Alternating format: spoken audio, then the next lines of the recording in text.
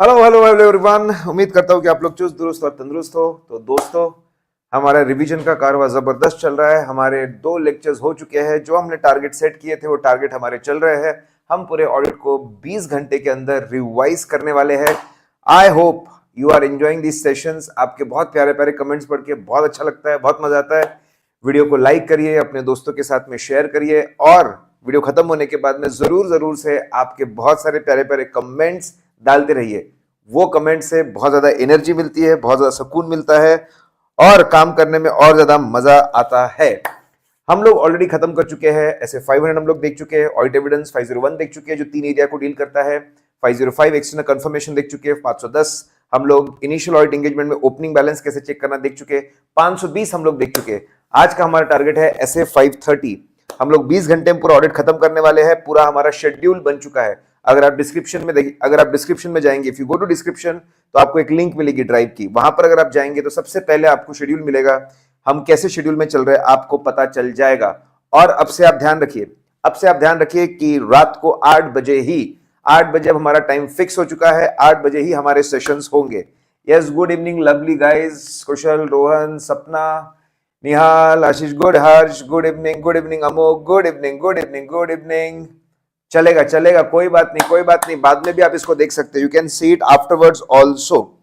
चलिए सबसे पहले शुरू करते हैं। What do mean by sampling? जब कुछ आइटम्स को चेक करके पूरे पॉपुलेशन के बारे में कंक्लूजन ड्रॉ किया जाता है तो उस प्रोसेस को हम लोग सैम्पलिंग बोलते हैं। पॉपुलेशन मतलब क्या? All the items taken together, इसको हम लोग पॉपुलेशन बोलते हैं। We know what do mean by sampling, we know what do mean by population. Relationship क्या होता है? जो भी आपका सैंपल हो, it should represent population. Population के कोने कोने से चीजें आनी चाहिए, सभी तरह के आइटम्स कवर होने चाहिए, सेम प्रपोर्शन में कवर होनी चाहिए। अगर क्लास में लड़के और लड़कियां दोनों हैं तो पॉपुलेशन के अंदर भी लड़के लड़कियां दोनों होने चाहिए। अगर क्लास में 50-50% है तो लड़कियां भी और लड़के भी 50-50% होने चाहिए। उसको बोलते हैं sample should represent the population. अब पॉपुलेशन क्या फीचर्स होने चाहिए? कार जैसे फीचर्स होने चाहिए। सी स्टैंड फॉर कंप्लीटनेस। जब हम लोग सैंपलिंग करते हैं तो पॉपुलेशन में से हम लोग सैंपल चुनते हैं। पॉपुलेशन कैसा होना चाहिए? पॉपुलेशन कंप्लीट होना चाहिए। उसमें सभी तरह के आइटम्स, जितने भी आइटम्स है सब कवर होने चाहिए। अगर हम सेल्स की सैंपलिंग कर रहे हैं तो सेल्स के सभी ट्रांजैक्शन पॉपुलेशन में कवर होने चाहिए। It should be complete. उसके बाद में अगर हम बात करते हैं अप्रोप्रिएटनेस की, if we talk about appropriate, population appropriate होना चाहिए। Yes, very very interesting. Population appropriate होना चाहिए। डायरेक्शन ऑफ टेस्टिंग अप्रोप्रिएट होना चाहिए। सर इसका मतलब आप समझा दीजिए, इसका मतलब आप बता दीजिए। ठीक है, आइए मैंने छोटा सा एग्जांपल बना के रखा हुआ है। Let's see guys. Now suppose हमको एग्जिस्टेंस चेक करना है। हमारे पास में इन्वेंट्री की लिस्ट है, हमारे पास इन्वेंट्री की लिस्ट है और मुझे चेक करना है existence. I will have to check existence, मतलब मुझे चेक करना है कि इन्वेंट्री, अकाउंटिंग रिकॉर्ड्स में जितनी इन्वेंट्री दिख रही है उतनी इन्वेंट्री है कि नहीं, ये मुझे चेक करना है। तो मैं क्या करूंगा? मैं जो इन्वेंट्री की लिस्ट है उसको मैं पॉपुलेशन डिक्लेयर करूंगा। उसमें से मैं रैंडमली सैंपल चुनूंगा और मैं बोलूंगा ये जो सैंपल चुना है मुझे गोडाउन में बताओ। मुझे बताओ गोडाउन में कहां पे है। मुझे एविडेंस के पास लेकर चलो, मुझे गोडाउन में लेकर चलो, मुझे एक्चुअल इन्वेंट्री के पास लेकर चलो और मुझे बताओ कि ये इन्वेंट्री कहां पर है। जब मुझे एग्जिस्टेंस चेक करना था, दोस्तों ध्यान सुनना, जब मुझे एग्जिस्टेंस चेक करना था तो मैंने क्या किया कि अकाउंटिंग रिकॉर्ड्स में से जो इन्वेंट्री की लिस्ट थी, ये जो इन्वेंट्री की लिस्ट थी ना, उसको, इन्वेंट्री की जो लिस्ट थी उसको मैंने पॉपुलेशन डिक्लेयर किया। उसमें से रैंडमली मैंने सैंपल को चुना और मैंने बोला गोडाउन में मुझे लेकर जाओ, गोडाउन में मुझे लेकर जाओ, एक्चुअल इन्वेंट्री दिखाओ। एग्जिस्टेंस चेक करने के लिए मैं अकाउंटिंग रिकॉर्ड से चीजों को चुनता हूं और मैं ऑडिट एविडेंस से मैच करता हूं। ये मेरा डायरेक्शन ऑफ टेस्टिंग है। अकाउंटिंग रिकॉर्ड्स को मैं पॉपुलेशन डिक्लेयर करता हूं और मैं अकाउंटिंग रिकॉर्ड से एविडेंस के तरफ जाता हूं। जबकि अगर मैं अपोजिट कर दूं, अगर मैं बुझूं मुझे कंप्लीटनेस चेक करना है, मुझे ये चेक करना है कोई गोडाउन की इन्वेंट्री छूट तो नहीं गई, अगर मुझे ये चेक करना है कोई गोडाउन की इन्वेंट्री छूट तो नहीं गई, अगर ऐसा है तो मैं क्या करूंगा? अब मैं जो मेरा गोडाउन की इन्वेंट्री है, जो मेरी एक्चुअल इन्वेंट्री है, मैं उसको पॉपुलेशन डिक्लेयर कर दूंगा। I will declare it as a population. उसमें से मैं रैंडमली कुछ इन्वेंट्री को चुनूंगा और इन्वेंट्री को चुनकर मैं बोलूंगा बता अकाउंटिंग रिकॉर्ड्स में कहां है। अगर अकाउंटिंग रिकॉर्ड्स में वो इन्वेंट्री दिखने लगी, इसका मतलब मेरी लिस्ट कंप्लीट है। कंप्लीटनेस के लिए कंप्लीटनेस के लिए मैं जो एविडेंस है उसको पॉपुलेशन, जो एक्चुअल इन्वेंट्री उसको पॉपुलेशन डिक्लेयर करता हूं, वहां से सैंपल चुन के अकाउंटिंग रिकॉर्ड से मैच करता हूं। इसीलिए बोलते हैं लेट्स फ्रीज गाइस, बहुत ही प्यारा सा कॉन्सेप्ट था, पॉपुलेशन शुड बी अप्रोप्रिएट। आप ध्यान से देखिए आप कौन से असर्शन को चेक करना चाहते हैं। अगर आप एग्जिस्टेंस को चेक करना चाहते हैं तो अकाउंटिंग रिकॉर्ड्स को पॉपुलेशन डिक्लेयर करके आप उसको एविडेंस से मैच कर लीजिए। अगर आप कंप्लीटनेस चेक करना चाहते हैं तो ऑडिट एविडेंस में जो चीजें आ रही है उसको पॉपुलेशन डिक्लेयर करके आप अकाउंटिंग रिकॉर्ड से मैच कर लीजिए। जैसे ही असर्शन चेंज हो जाता है, डायरेक्शन ऑफ टेस्टिंग बदल जाती है और आप किस चीज को पॉपुलेशन डिक्लेयर कर रहे हो वो चेंज हो जाता है। तो असर्शन को देखकर आपने अप्रोप्रिएट पॉपुलेशन को डिक्लेयर करना चाहिए, डायरेक्शन ऑफ टेस्टिंग को तय करना चाहिए। थोड़ा सा कॉम्प्लिकेटेड कॉन्सेप्ट था, समझ में आया तो बहुत बढ़िया, नहीं है समझ में कोई बात नहीं, थोड़ा सा रिवर्स करके फिर से आप सुनना तो आपको समझ में आ जाएगा।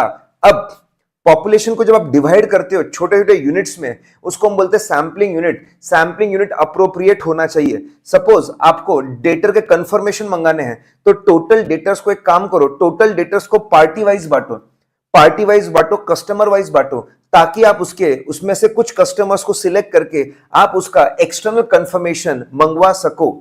इसको बोलते हैं अप्रोप्रिएट तरीके से पॉपुलेशन को बांटना। लेकिन सपोज आपको कंपनी के अंदर रूल है कि कोई लेट पेमेंट करता है तो उसको पेनल इंटरेस्ट लगाते, कोई भी कस्टमर अगर लेट पेमेंट करेगा तो उसको पेनल इंटरेस्ट लगाते।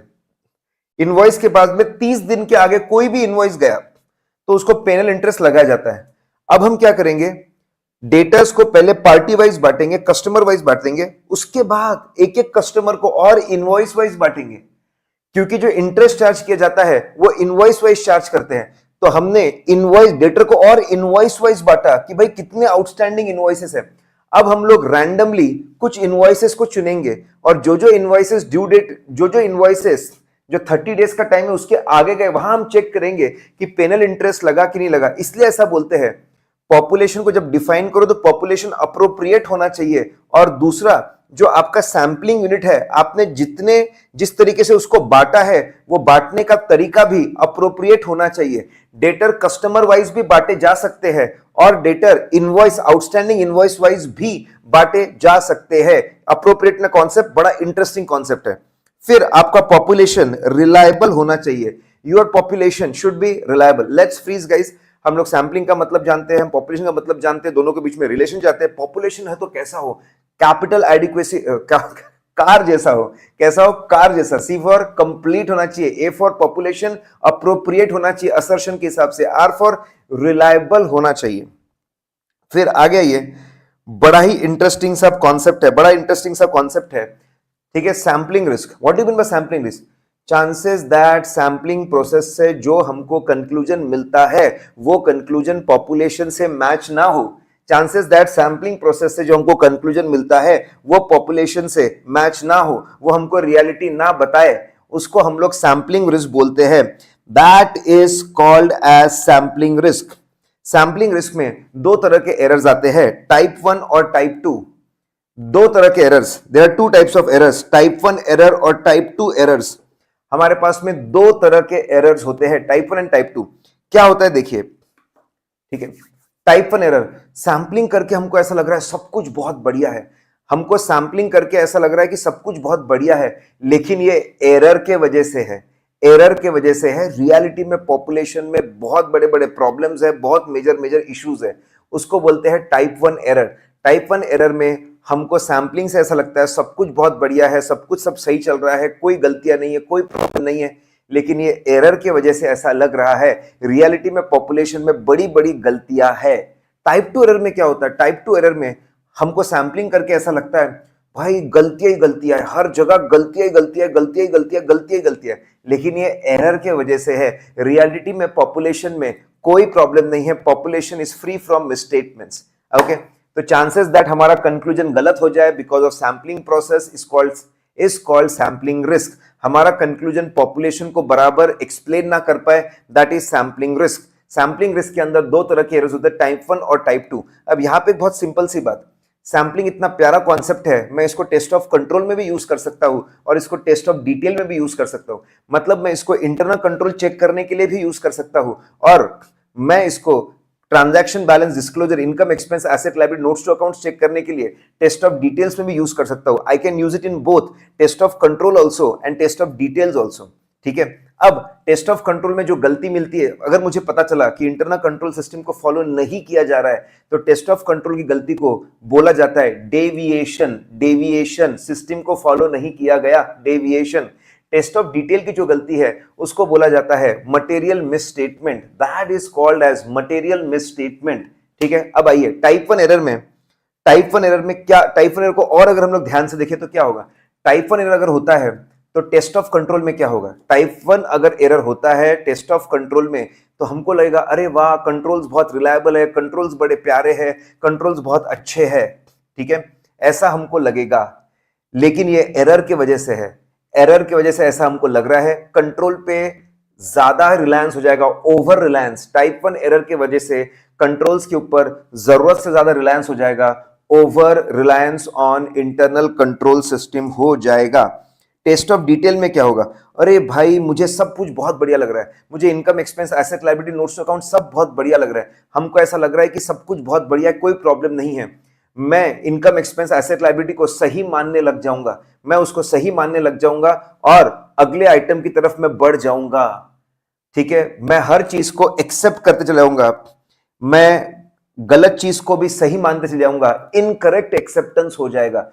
टाइप 1 एरर की वजह से कंट्रोल्स पे जरूरत से ज्यादा भरोसा करूंगा, ओवर रिलायंस ऑन कंट्रोल हो जाएगा। टाइप 1 एरर की वजह से टेस्ट ऑफ डिटेल्स में इनकरेक्ट एक्सेप्टेंस हो जाएगा, there will be incorrect acceptance. ठीक है, अगर मैं टाइप 1 एरर की वजह से सब कुछ सही सही मानता चला जाऊं, कंट्रोल्स को बहुत अच्छा मानता चला जाऊं, टेस्ट ऑफ डिटेल्स में मैं पॉपुलेशन को बहुत अच्छा मानता चला जाऊं, सब अच्छा अच्छा मान रहा हूं, ठीक है, लेकिन ये एरर के वजह से है। ठीक है, ऐसे सिचुएशन में मेरे हाथ से गलतियां छूटते चले जाएगी, मेरे हाथ से गलतियां छूटते चले जाएगी, मेरा ओपिनियन गलत होने के चांसेस है। It affects opinion, it affects quality of audit. Type 1 error इतना खतरनाक है, इतना खतरनाक है, इतना खतरनाक है कि वो हमारा ओपिनियन गलत कर सकता है। It affects effectiveness of audit, it affects quality of audit. Type 1 error बहुत ज्यादा खतरनाक है, सबसे डेंजरस है टाइप 1 एरर। अब टाइप 2 एरर की वजह से क्या होगा, टाइप 2 एरर की वजह से मैं बोलूंगा यार कंट्रोल्स अच्छे नहीं लग रहे। टाइप 2 एरर में क्या होता है, सब चीजें गलत गलत लगती है, सैंपलिंग से ऐसा लगता है सब कुछ बहुत गलत गलत है, सब कुछ बहुत गलत गलत लग रहा है। ठीक है, गलत गलत, लेकिन ये एरर की वजह से लग रहा है।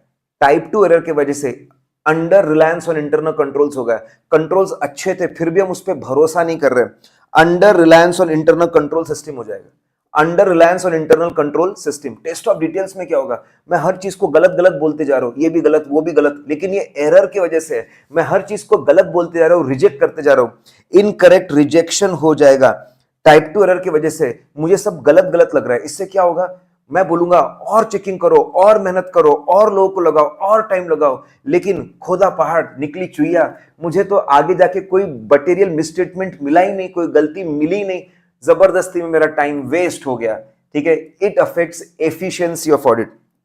Let's freeze guys, chances that sampling process से जो हमको रिजल्ट मिल रहा है वो पॉपुलेशन को रिप्रेजेंट ना करे, वो पॉपुलेशन को सही तरीके से हमको ना बताए, उसको हम लोग सैंपलिंग रिस्क बोलते हैं। सैंपलिंग रिस्क के वजह से दो तरह के एरर्स हो सकते हैं, type 1 error, type 2 error. Type 1 error में सब अच्छा अच्छा लगता है, over Reliance on internal control हो जाता है, गलत चीजों को भी हम एक्सेप्ट कर लेते हैं। It affects opinion of the audit, it affects effectiveness of the audit. Type 2 error के अंदर, टाइप 2 एरर के अंदर कंट्रोल्स के ऊपर भी हम हर चीज, कोई चीज हमको अच्छी नहीं लगती, हम बोलते हैं कंट्रोल्स रिलायबल नहीं है, हम हर आइटम को रिजेक्ट करते हैं, इसमें भी गलती है उसमें भी गलती है। इस चक्कर में हम बहुत मेहनत करते हैं और बाद में पता चलता है तो एरर था, अंदर तो कोई गलती नहीं मिल रही, हमारा टाइम वेस्ट होता है। It affects efficiency of audit.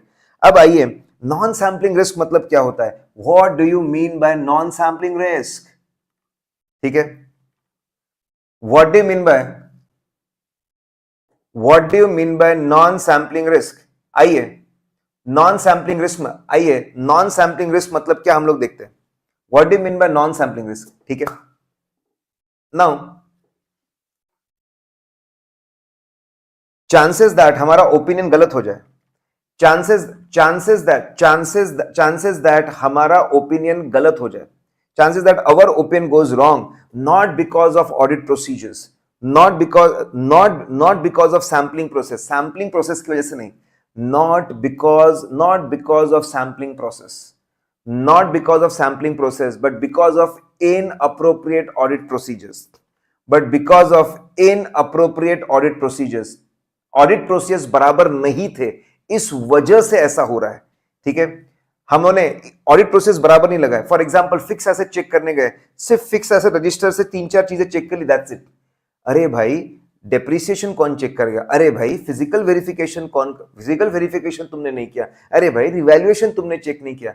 Chances that opinion गलत हो रहा है, कंक्लूजन गलत हो रहा है, not because of sampling process but because of inappropriate audit procedures. Audit procedures बराबर नहीं थे, या फिर ऑडिट प्रोसीजर्स को इंप्लीमेंट बराबर नहीं किया गया, या फिर एविडेंस जो मिला था उसको बराबर रीड नहीं किया गया, उसको मिस इंटरप्रिट किया गया। आप टेक्सटाइल इंडस्ट्री को सीमेंट इंडस्ट्री से कंपेयर कर दे रहे हैं, मिस इंटरप्रिटेशन हो सकता है, miss interpretation. chances that opinion goes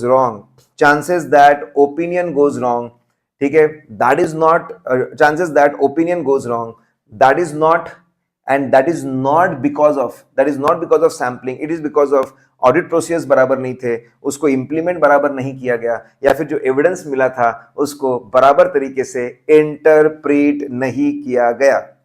it was not interpreted properly. Guys I hope आप लोग एंजॉय कर रहे हैं, आपको बहुत मजा आ रहा है, you are loving it. Sampling का हम लोग डेफिनेशन देख चुके हैं, पॉपुलेशन के कैरेक्टरिस्टिक देख चुके हैं, सैम्पलिंग रिस्क देख चुके हैं, नॉन सैम्पलिंग रिस्क हम लोग देख चुके हैं। आइए आगे बढ़ते हैं। अब बड़ा प्यारा सा सैम्पलिंग प्रोसेस है, ठीक है, अभी बड़ा प्यारा सा सैम्पलिंग प्रोसेस है। Now let's see guys, let's see sampling process. Sampling process के अंदर 7 स्टेप्स है और यही SF530 की जान है, ये 7 स्टेप्स। पहला स्टेप होता है सैंपल डिजाइनिंग। पहला स्टेप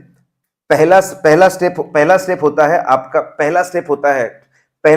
है आपका सैंपल डिजाइनिंग। ठीक है, अब सैंपल डिजाइनिंग होता क्या है? ये इनिशियल स्टेज है, ये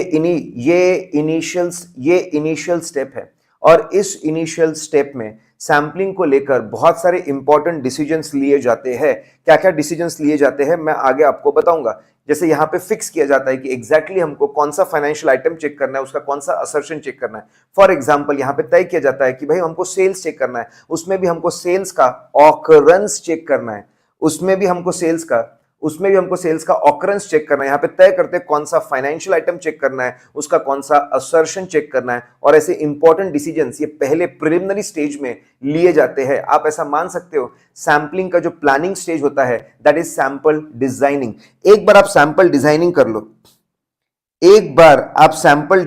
लो, फिर आप सैंपल साइज तय करते हो। Then you decide the sample size कि भाई सैंपल साइज 200 होना चाहिए, 300 होना चाहिए, 400 होना चाहिए कि 500 होना चाहिए। फाइनली आप सैंपल सिलेक्शन का मेथड तय करते हो कि भाई रैंडम सिलेक्शन होना चाहिए कि सिस्टमैटिक सिलेक्शन होना चाहिए। उसके सिलेक्शन करने के बाद आपको जो सैंपल मिलता है उसके ऊपर आप परफॉर्म करते हो audit procedure. Next thing you do is you perform audit procedure on the sample. Sample के ऊपर ऑडिट प्रोसीजर परफॉर्म करने के बाद में आपको गलतियां मिलेगी। टेस्ट ऑफ कंट्रोल गलतियां को डेविएशन बोलते हैं, टेस्ट ऑफ डिटेल की गलतियों को मिसस्टेटमेंट बोलते हैं। आपको समझना है what is the nature of the गलती, इज इट इंटेंशनल और अनइंटेंशनल, इज इट रिपीटेटिव और वन टाइम। आपको उसका नेचर समझना पड़ेगा, आपको उसका कॉस्ट समझना पड़ेगा। समझना बहुत जरूरी है क्योंकि अगले स्टेप में आपको प्रोजेक्शन करना है कि सैंपल में इतनी गलती तो पॉपुलेशन में कितनी गलती, सैंपल में इतनी गलती है तो पॉपुलेशन के अंदर कितनी गलती होगी। प्रोजेक्शन करना पड़ेगा। प्रोजेक्शन करने के बाद में आपको फाइनल रिजल्ट्स को स्टडी करना पड़ेगा, इवैल्यूएट करना पड़ेगा। फाइनल रिजल्ट्स को स्टडी करना पड़ेगा, इवैल्यूएट करना पड़ेगा, कंक्लूजन आपको ड्रॉ करना पड़ेगा। फाइनली आपको कंक्लूजन ड्रॉ करना पड़ेगा कि भाई साहब ठीक है कंट्रोल्स रिलायबल है कि नहीं। आपको कंक्लूजन ड्रॉ करना पड़ेगा मटेरियल मिसस्टेटमेंट है कि नहीं। आइए 7 स्टेप्स की हम लोग बात करते हैं। सबसे पहला स्टेप है जिसमें थोड़ी सी प्लानिंग होती है, that is sample designing. Sample designing के बाद में हम लोग सैंपल साइज तय करते हैं, फिर सैंपल सिलेक्शन का मेथड तय करते हैं। सैंपल सिलेक्ट होने के बाद वी परफॉर्म ऑडिट प्रोसीजर्स, फिर हमको गलतियां मिलती है, नेचर और कॉज हम लोग समझते हैं गलतियों का। समझने के बाद हम प्रोजेक्शन करते हैं और इवैल्यूएट करते हैं। आइए now come to step number 1। Step number 1 के ऊपर आइए। ये हमारा स्टेप नंबर 1, ये हमारा स्टेप नंबर 1 है। स्टेप नंबर 1 के ऊपर आइए। स्टेप नंबर 1 में सबसे पहले, स्टेप नंबर 1 में जो कि सैंपल डिजाइनिंग है, जो कि हमारा प्लानिंग स्टेप है, सारे इंपॉर्टेंट, बहुत इंपॉर्टेंट डिसीजंस यहां पर लिए जाते हैं। सबसे पहले हम पॉपुलेशन डिफाइन करते हैं। जैसे मैं आपको बता रहा था, पॉपुलेशन डिफाइन करते हैं कि भाई पॉपुलेशन को, ठीक है, मैंने अकाउंटिंग रिकॉर्ड्स को पॉपुलेशन डिक्लेयर करना चाहिए, मैंने टोटल सेल को पॉपुलेशन डिक्लेयर करना चाहिए, कि मैंने सिर्फ क्रेडिट सेल को पॉपुलेशन डिक्लेयर करना चाहिए, कि मैंने सिर्फ कैश सेल को पॉपुलेशन डिक्लेयर करना चाहिए। सबसे पहले यहां पे पॉपुलेशन को डिफाइन किया जाता है, फिर पॉपुलेशन को स्टडी किया जाता है, इज इट होमोजीनियस और हेट्रोजेनस। अगर होमोजीनियस है तो ठीक है, हेट्रोजेनस है तो हम सोचते हैं कि पॉपुलेशन को डिवाइड कर दे छोटे छोटे ग्रुप्स में, जिसको हम लोग बोलते हैं स्ट्रैटा, स्ट्रैटिफिकेशन। तो सैंपल डिजाइनिंग में पहले हम आराम से बैठ के पॉपुलेशन को डिफाइन करते हैं, फिर पॉपुलेशन को स्टडी करके हम तय करते हैं स्ट्रैटिफिकेशन करना है कि नहीं, पॉपुलेशन को छोटे छोटे ग्रुप्स के अंदर बांटना चाहिए कि नहीं बांटना चाहिए। अब पॉपुलेशन के बाद, ठीक है, पॉपुलेशन के बाद में, पॉपुलेशन के बाद में अगला हम लोग प्रोसेस तय करते हैं। यहां पे, ठीक है, प्रोसेस नहीं, यहां पे और इंपॉर्टेंट बातें तय की जाती है। ये एक फ्लो में है, ये एक फ्लो में है, ये एक फ्लो के अंदर है, ऑडिट के प्रोसेस के अंदर है। सबसे पहले हम पर्पस तय करते हैं, भाई हम क्या चेक करना चाहते हैं। भाई हम लोग सेल का ना ऑकरेंस चेक करना चाहते हैं। फिर हम बोलते हैं अच्छा ये चेक करना, तो ऑडिट प्रोसीजर्स क्या होगी। भाई हम लोग सेल को ना उसके डॉक्यूमेंट से चेक करेंगे। अगर सारे डॉक्यूमेंट दिख रहे हैं मतलब ये असली सेल है। कस्टमर ऑर्डर दिख गया, आपको कस्टमर ऑर्डर दिख गया, आपको दिखा कि डिस्पैच हो रहा है, ठीक है, आपको आपको ऐसा दिखा कि डिस्पैच हो रहा है, डिस्पैच भी आपको दिख गया, ठीक है, आपको कस्टमर का ऑर्डर दिखते लग गया, आपको डिस्पैच आपको दिख गया, आपको सेल्स इनवॉइस दिख गए, आपको पैसे मिलते हुए मिल गए, मतलब ये सेल असली लग रहा है, ठीक है। आप ऑडिट प्रोसीजर, फिर आप बोलते हैं नेचर ऑफ एविडेंस क्या क्या मिलेगा।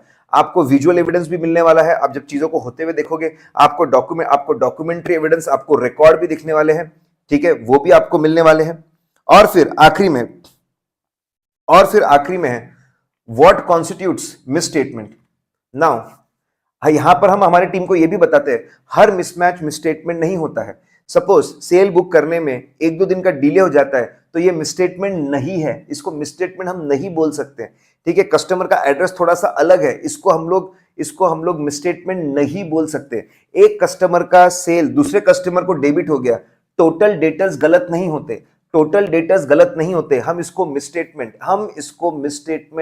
नहीं बोल सकते। Let's freeze guys. Sample designing में हम सबसे पहले पॉपुलेशन को डिफाइन करते हैं, उसको स्ट्रेटिफाई करना कि नहीं करना वो हम लोग तय करते हैं, और हम लोग प्रोसेस, ठीक है, हमारे प्रोसेस को लेकर बातें तय करेंगे। पर्पस क्या होगा, पर्पस अचीव करने के लिए ऑडिट प्रोसीजर क्या होगी, ऑडिट प्रोसीजर से मुझे किस नेचर का एविडेंस मिलेगा, और एविडेंस के अंदर मैं टीम को बताऊंगा किस चीज को मिसस्टेटमेंट मानना, किस चीज को मिसस्टेटमेंट नहीं मानना। हर मिसमैच मिसस्टेटमेंट नहीं होता, ठीक है। सैंपल डिजाइनिंग ये बहुत इंपॉर्टेंट चीज हम लोगों ने कर ली। अब आइए, ठीक है, आइए अब हम लोग बोलेंगे सैंपल साइज पे। आइए, वेरी इंपॉर्टेंट। सैंपल साइज इतनी प्यारी चीज है, जैसे जैसे आप सैंपल साइज को बढ़ाते जाते हो, सैंपल साइज को बड़ा करते जाते हो, ज्यादा चेकिंग करते जाते हो, सैंपलिंग रिस्क कम हो जाती है, तो ये लोग ऐसा बोलते हैं सैंपल साइज को इतना चुनो, ऐसा चुनो, सैंपल साइज को इतना रखना चाहिए ताकि हमेशा सैंपलिंग रिस्क काबू में रहे, सैंपलिंग रिस्क कंट्रोल में रहे। क्योंकि अगर सैंपलिंग रिस्क कंट्रोल में रहेगी तो आगे जाकर अल्टीमेटली ऑडिट रिस्क कंट्रोल में रहती है। ये हम लोग चैप्टर नंबर 3 के अंदर जरूर पढ़ने वाले हैं। तो ध्यान दीजिए, बहुत सिंपल है। सैंपल साइज इतना आपने इंक्रीज करना चाहिए, इतना आपने रखना चाहिए, सो दैट अल्टीमेटली आपका सैंपलिंग रिस्क काबू में रहे, और सैंपलिंग रिस्क काबू में रहने की वजह से अल्टीमेटली आपका ऑडिट रिस्क काबू में रहे। नाउ हमको सैंपल साइज के अब कुछ फैक्टर्स है कि भाई फैक्टर्स हमको बताए हुए हैं, भाई ये तो स्टैंडर्ड्स ऑन ऑडिटिंग होना ही नहीं चाहिए था, ये फैक्टर्स ऑन ऑडिटिंग होना चाहिए था। It should have been factors on auditing. यहां पे हर चीज के फैक्टर्स ही फैक्टर्स आपको समझाए जाते हैं, फैक्टर्स ही फैक्टर्स आपको बताए जाते हैं, ठीक है। आइए दोस्तों, अब यहां पे हम लोगों ने एक बहुत छोटी सी स्टोरी बनाई है। ये स्टोरी की मदद से वी कैन अंडरस्टैंड, ठीक है, हम लोग समझ सकते हैं, we can understand the complete factors. Just a minute guys, just a minute, ठीक है।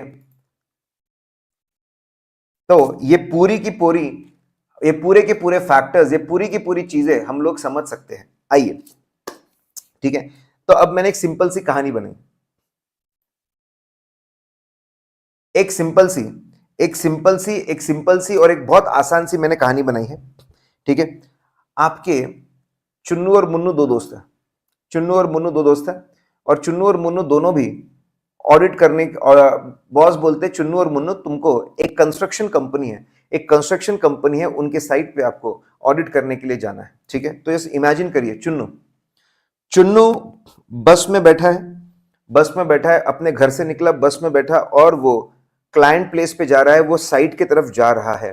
तभी उसको फोन तभी बस में बैठे बैठे वो बोर हो रहा था, तो वो इंटरनल ऑडिटर की रिपोर्ट पढ़ता है, और इंटरनल ऑडिटर की रिपोर्ट में ऐसा लिखा हुआ है कि इस साल वेजेस के अंदर बहुत सारे फ्रॉड्स मिले हैं, बहुत सारे फ्रॉड्स मिले हैं, मतलब इस एरिया में गलती होने के चांसेस ज्यादा है। There is a increase in risk of material misstatement. Internal audit report पढ़ के पता चला there is increase in risk of material misstatement. अगर there is increase in risk of material misstatement तो क्या करना चाहिए? सैंपल साइज को बढ़ा देना चाहिए, ठीक है। अगर there is increase in risk of material misstatement, sample size को बढ़ा दीजिए, एक फैक्टर हो गया। फिर मुन्नू का कॉल आता है, भाई मुन्नू बोलता है मैं तो नहीं आने वाला, मैं नहीं आने वाला, मेरे रिश्तेदार की शादी है तो मैं तो वहां जा रहा हूं, तो पूरा काम तू ही देख लेना, मैं नहीं आने वाला, मेरी ऑडिट प्रोसेस भी कोई परफॉर्म नहीं करने वाला, सब कुछ तेरी जिम्मेदारी है, तू चेक कर लेना अब सब कुछ। देखिए क्या हो रहा है, मुन्नू नहीं आ रहा है, मुन्नू ऑडिट प्रोसेस, अब मुन्नू की ऑडिट प्रोसेस परफॉर्म नहीं होने वाली है। There is a reduction in other audit procedure.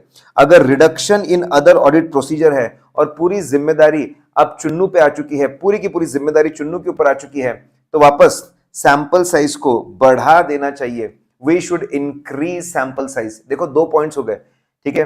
Internal auditor की रिपोर्ट में फ्रॉड मिला, increase in risk of material misstatement अगर है, सैंपल साइज बढ़ा दो। Reduction in other audit procedure है, सैंपल साइज बढ़ा दो, ठीक है। फिर साइट पे पहुंच जाता है और जाकर अकाउंट्स ऑफिसर से मिलता है, अकाउंट्स ऑफिसर से मिलता है और कुछ ट्रांजैक्शंस को ऊपर ऊपर से चेक करना शुरू करता है, ठीक है, ऊपर ऊपर से चेक करना शुरू करता है। और जैसे ही वो चेक करता है वहां पे उसको गलतियां ही गलतियां मिल रही है। अभी तो उसने सिर्फ ओवरव्यू लिया है, अभी तो उसने सैंपलिंग करना शुरू भी नहीं किया। सैंपलिंग के जस्ट पहले जितनी भी इंफॉर्मेशन थी उसके पास में, उससे समझ में आ रहा है, उससे ऐसा लग रहा है कि भाई सैंपलिंग में बहुत सारी गलतियां मिलने वाली है। There is a increase in expected misstatement. अब ध्यान से सुनना, सैंपलिंग प्रोसेस के पहले हिस्टोरिकल डेटा को देखकर, प्रेजेंट सर्कमस्टांसेस को देखकर, कुछ चीजों को चेक करके हम अंदाजा लगाते हैं कि कितनी गलतियां मिल सकती है, कितनी गलतियां मिल सकती है, इसका अंदाजा लगाते हैं। इसको बोलते हैं expected misstatement. There is a increase in expected misstatement, there is a increase, भाई इंक्रीज है एक्सपेक्टेड मिसस्टेटमेंट में। If there is a increase in expected misstatement, भाई साहब बहुत गलती हो सकती है। क्या करना चाहिए आपने? सैंपल साइज बढ़ा देना चाहिए और केयरफुल रहना चाहिए इस पर्टिकुलर एरिया में। If there is a increase in expected misstatement, accounts officer बोलता है पिछले साल मैंने आपको स्ट्रेटिफिकेशन करके दिया था, पिछले साल मैंने आपको स्ट्रेटिफिकेशन करके दिया था, highly skilled labour, semi skilled, highly skilled labour, semi skilled labour, unskilled labour, इस तरीके से मैंने स्ट्रेटिफिकेशन करके दिया था, लेकिन इस बार मैं करके नहीं दे सकता। अरे भाई साहब, वो आपको स्ट्रेटिफिकेशन करके देने को तैयार नहीं है। अब मन में डर लग रहा है, हाई स्किल्ड वाले सिलेक्ट होंगे कि नहीं, ठीक है, सेमी स्किल वाले सिलेक्ट होंगे कि नहीं, अंडर स्किल वाले सिलेक्ट होंगे कि नहीं, डर लग रहा है सभी तरह का सिलेक्शन होगा कि नहीं होगा। डर को कैसे भगाना चाहिए? सैंपल साइज बढ़ा दो। अगर स्ट्रेटिफिकेशन नहीं होगा तो हमको सैंपल साइज फिर बढ़ाना पड़ेगा। देखो चुन्नू से 2 पॉइंट हो गए थे, चुन्नू ने इंटरनल ऑडिट रिपोर्ट पढ़ी, फ्रॉड मिला, सैंपल साइज बढ़ा दो। मुन्नू नहीं आ रहा, पूरी जिम्मेदारी आ गई, सैंपल साइज बढ़ा दो। अकाउंट्स ऑफिसर के पास में गए, कुछ चीजों को चेक करना शुरू किया, भाई साहब गलतियां मिल रही है, ठीक है, एक्सपेक्टेड मटेरियल मिसस्टेटमेंट बढ़ चुका है, सैंपल साइज बढ़ा दो। स्ट्रैटिफिकेशन करके नहीं मिल रहा है, मन में डर लग रहा है, सैंपल साइज बढ़ा दो। क्या प्यारी स्टोरी है, क्या प्यारी स्टोरी है। ये स्टोरी से आप सब कुछ याद रख सकते हो, सारे के सारे फैक्टर्स, सारे के सारे फैक्टर्स है, जितने भी फैक्टर्स है, अब बड़े आसानी से आप इसको याद रख सकते हो। आइए, सीनियर से कॉल आता है, सीनियर से कॉल आता है, सीनियर कॉल्स, ठीक है, सीनियर कॉल करता है, भाई सीनियर कॉल बोलता है, करता है, भाई मुझे हायर लेवल ऑफ अश्योरेंस चाहिए, मुझे और अश्योरेंस चाहिए, मुझे और अश्योरेंस, मुझे हायर लेवल ऑफ अश्योरेंस चाहिए। पहले पिछले साल हमारा अश्योरेंस लेवल 90% था, इस बार इस असाइनमेंट में मुझे 98% लेवल ऑफ अश्योरेंस चाहिए। अगर आपको लेवल ऑफ अश्योरेंस बढ़ाना है तो आपको मेहनत ज्यादा करनी पड़ेगी, सबूत ज्यादा इकट्ठा करने पड़ेंगे। इसका मतलब क्या है, आपको सैंपल साइज को बढ़ाना पड़ेगा, सिंपल सी बात है। फिर सीनियर बोलता है छोटे छोटे मिसस्टेटमेंट को भी बहुत सीरियसली लेना चाहिए। वो बोलता है टॉलरेबल मिसस्टेटमेंट का लेवल, टॉलरेबल मिसस्टेटमेंट मतलब maximum level of acceptable misstatement. Tolerable misstatement मतलब ये एक्सेप्टेबल लेवल है, ये मैक्सिमम लेवल है, इतना मिसस्टेटमेंट चलता है, इसके ऊपर नहीं जाना चाहिए। पिछले साल तक आपका जो टॉलरेबल लेवल ऑफ मिसस्टेटमेंट था वो 50 लाख था, इस बार ये लोग बोल रहे हैं टॉलरेबल मिसस्टेटमेंट 10 लाख। क्या बात कर रहा है, 10 लाख की भी गलती नहीं चलेगी, हमको और सतर्क चलना पड़ेगा और केयरफुल चलना पड़ेगा। सैंपल साइज को बढ़ा दो, सैंपल साइज को आप बढ़ा दो। फाइनली हमको आखिरी में पता चला नंबर ऑफ लेबर बढ़ गए, आपका increase in population, increase in population है, निग्लिजिबल इफेक्ट होगा, कोई खास इफेक्ट नहीं होगा। हम लोग स्टैटिस्टिकल सैंपलिंग यूज करते हैं, स्टैटिस्टिकल सैंपलिंग यूज करते हैं गाइज। इसमें अगर हम लोग लगभग 500 लेबर सिलेक्ट करके अगर 5,000 रुपए ओपिनियन बना सकते हैं तो वही 500 सिलेक्ट करके हम 10,000 पे भी ओपिनियन बना सकते हैं। इन जनरल सैंपल साइज पे कोई खास असर नहीं पड़ता, इन जनरल सैंपल साइज पे कोई खास असर नहीं पड़ता। लेट्स फ्रीज गाइस, अभी हम लोगों ने क्या पढ़ा, फैक्टर्स अफेक्टिंग सैंपल साइज, ठीक है। सैंपल साइज इतना बढ़ाइए कि आपकी सैंपलिंग रिस्क काबू में रहे, अल्टीमेट ऑडिट रिस्क काबू में रहे, ये पहला सबसे इंपॉर्टेंट प्रिंसिपल था। फिर हम लोग ने कहानी के थ्रू चीजों को याद रखा। चुन्नू से 2 पॉइंट हो गए, इंटरनेट रिपोर्ट में फ्रॉड बना, सैंपल साइज बढ़ा दो। मुन्नू बोल रहा है कि मैं नहीं आने वाला, पूरी जिम्मेदारी हमारे ऊपर आ गई, सैंपल साइज बढ़ा दो। अकाउंट्स ऑफिसर के पास हम लोग गए, थोड़ी बहुत हमने चेकिंग की, गलतियां मिल रही है, एक्सपेक्टेड मिसस्टेटमेंट बढ़ गया, सैंपल साइज बढ़ा दो। स्ट्रैटिफिकेशन करके नहीं मिलेगा, डर लग रहा है मन में, सैंपल साइज बढ़ा दो। सीनियर बोलता है हायर लेवल ऑफ एश्योरेंस चाहिए, सैंपल साइज बढ़ा दो। टॉलरेबल मिसस्टेटमेंट कम हो गया और केयरफुल, सैंपल साइज बढ़ा दो। फाइनली लेबर बढ़ चुका है, पॉपुलेशन का साइज बढ़ चुका है, कोई फर्क नहीं पड़ता। स्टैटिस्टिकल सैंपलिंग के चैंपियन हम लोग, लगभग उतना ही चेक करके हम हायर पॉपुलेशन को चेक कर सकते हैं, निग्लिजिबल इफेक्ट आएगा। आपका स्टेप नंबर 2 था, स्टेप नंबर 2 था कि आपका सैंपल साइज आप तय कर लीजिए। गाइज ऐसे 530 हम लोग सैम्पलिंग पढ़ रहे हैं, हम लोग डेफिनेशन देख चुके हैं, पॉपुलेशन कैसा होना चाहिए, उसके फीचर्स वो हम लोग देख चुके हैं, हम लोग sampling risk versus non sampling risk देख चुके हैं, हम लोग सैम्पलिंग प्रोसेस के 7 स्टेप देख चुके हैं। पहला स्टेप था सैंपल डिजाइनिंग, वो हम लोग देख चुके हैं। सैंपल डिजाइनिंग के बाद में आपका अगला स्टेप होता है सैंपल साइज, वो भी हम लोग देख चुके हैं। अब सैंपल सिलेक्शन करने के अप्रोचेस, सैंपल सिलेक्शन करने के 2 अप्रोचेस होते हैं, स्टैटिस्टिकल सैम्पलिंग और नॉन स्टैटिस्टिकल सैम्पलिंग। अगर पॉपुलेशन के हर यूनिट के इक्वल चांस ऑफ सिलेक्शन के, ठीक है, और अगर हम लोग इसके साथ साथ में प्रोबेबिलिटी थ्योरी यूज करते हैं तो फिर हम लोग उस अप्रोच को स्टैटिस्टिकल अप्रोच बोल देते हैं। ये आपका साइंटिफिक अप्रोच है, इसमें सारे मैथमेटिकल फॉर्मूलाज अवेलेबल है, इसमें सारे कैलकुलेशंस कर सकते हैं, इसमें सारे प्रोजेक्शंस कर सकते हैं, बेहतरीन रिजल्ट्स आपको देता है statistical sampling is a very very good approach, बढ़िया अप्रोच है। इसका अपोजिट होता है नॉन स्टैटिस्टिकल सैंपलिंग जो होता है, अगर मैं बात करता हूं, if I talk about non statistical sampling, दोस्तों नॉन स्टैटिस्टिकल सैंपलिंग के अंदर ऐसी 2 कंडीशंस नहीं होती। नॉन स्टैटिस्टिकल सैंपलिंग में सैंपल का सिलेक्शन होता है पर्सनल जजमेंट के ऊपर, जो सिलेक्शन करने वाला है उसका जो पर्सनल जजमेंट है उसके बेसिस पे सिलेक्शन किया जाता है, उसके जो एक्सपीरियंसेस है, उसकी जो सोच है, उसके बेसिस पे सिलेक्शन किया जाता है। ये पूरी तरीके से सब्जेक्टिव है, changes from person to person. ये साइंटिफिक नेचर का नहीं है, इसमें कोई मैथमेटिकल अप्रोच नहीं है, कोई मैथमेटिकल फॉर्मूला नहीं है। हमको समझ में नहीं आता कि हम कितनी रिस्क ले रहे हैं और हम बायस्ड भी हो सकते हैं। This is non statistical sampling, इसको जजमेंट बेस्ड सैंपलिंग भी बोला जाता है। तो statistical sampling is better than non statistical sampling. लेकिन इनका कहना है कि दोनों अप्रोच में आप कोशिश करिए that you get a representative sample, आपको रिप्रेजेंटेटिव सैंपल मिले। एग्जाम में अगर आपको क्वेश्चन आता है कि भाई रिप्रेजेंटेटिव सैंपल चाहिए, कौन से अप्रोचेस फॉलो करोगे, तो आपको समझाना पड़ेगा रिप्रेजेंटेटिव सैंपलिंग के लिए आप स्टैटिस्टिकल या नॉन स्टैटिस्टिकल दोनों अप्रोच फॉलो कर सकते हैं, ठीक है। स्टैटिस्टिकल बहुत प्यारा है, लेकिन इसको अप्लाई करना कभी कभी कॉम्प्लिकेटेड हो सकता है। नॉन स्टैटिस्टिकल को अप्लाई करना बहुत सिंपल है, स्ट्रेट फॉरवर्ड है। आइए अब इसके अंदर let's see guys, statistical sampling के अंदर हम लोग 4 मेथड्स देखने वाले हैं।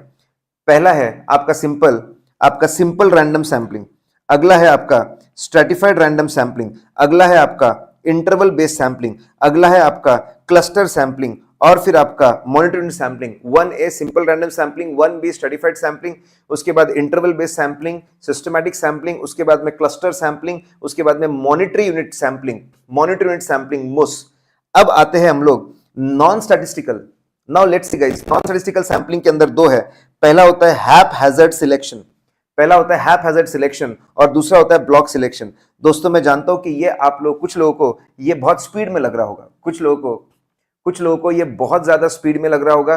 गाइज इसको आप स्लो करके भी देख सकते हो, आप चिंता मत करिए, ठीक है, डोंट वरी गाइज। ये जो मैं पूरी प्लानिंग कर रहा हूं, आप मल्टीपल टाइम्स रिवाइज कर सके, एग्जाम के एक दिन पहले भी रिवाइज कर सके, इसको ध्यान में रख के मैं ये वीडियोस को बना रहा हूं, ये पूरे सेटअप को मैं रेडी कर रहा हूं। अगर आपको इससे थोड़ा स्लो पढ़ने की इच्छा है, बिल्कुल चिंता ना करें, मैं बस कुछ दिनों के अंदर ये जो हमारी पूरी भास्कर बुक जो आपके सामने है, इसके ऑडियो रिविजन्स, इसके पूरे के पूरे ऑडियो रिविजन्स रेडी करके मैं प्रोवाइड करने वाला हूं। मैं आपको डेफिनेटली जैसे ही वो पूरे कंपाइल हो जाते हैं एक जगह पे, मैं आपके साथ में लिंक शेयर करूंगा, आप ऑडियो रिवीजन भी देख सकते हैं। लेकिन अगर आपको इतना बड़ा ऑडिट का कोर्स करना है तो आपको फास्ट तरीके से तो पढ़ना पड़ेगा। आइए, रैंडम सैंपलिंग मतलब क्या?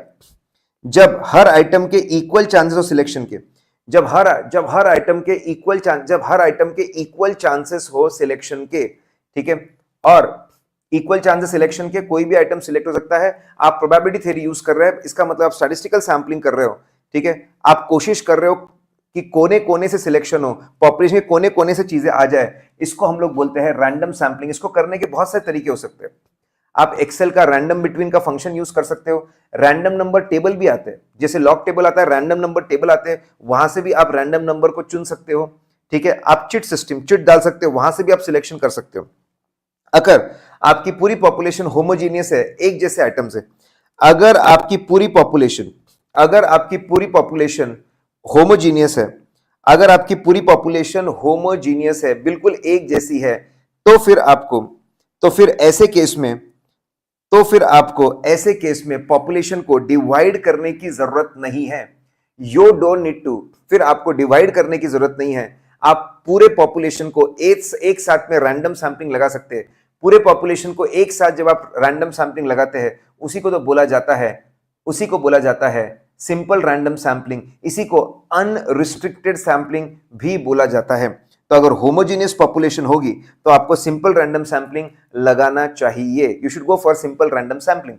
अब स्ट्रैटिफाइड रैंडम, अगर आपको लगता है पॉपुलेशन हेट्रोजेनस है, बहुत सारे वेराइटी ऑफ आइटम्स है, तो आप एक काम करिए, कोई भी क्राइटेरिया सिलेक्ट करिए। हो सकता है एरिया वाइज क्राइटेरिया हो सकता है इस तरीके से एरिया वाइज क्राइटेरिया हो, ईस्ट वेस्ट साउथ नॉर्थ, आप कोई भी क्राइटेरिया, आपका एरिया वाइज क्राइटेरिया हो सकता है, आपका प्रोडक्ट वाइज क्राइटेरिया हो सकता है, मॉनिटरी अमाउंट के हिसाब से क्राइटेरिया हो सकता है।